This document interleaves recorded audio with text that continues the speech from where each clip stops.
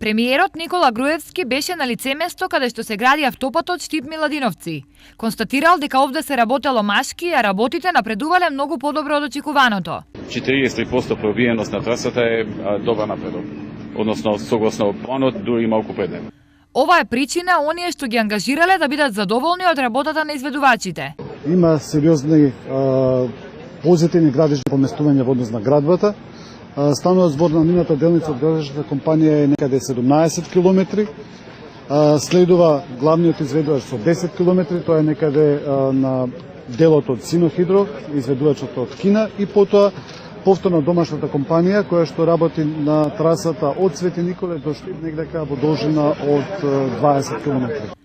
Сепак, секогаш може и подобро, па државата ќе го зајакнува тимот што работи на изградбата на автопатот. До крајот на август бројот на машини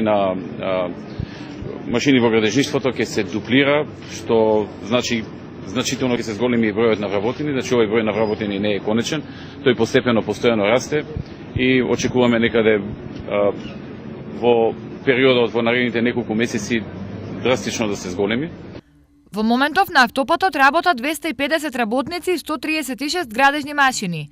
По целосното пробивање делницата ќе биде широка 28 метри и ќе има 6 клучки.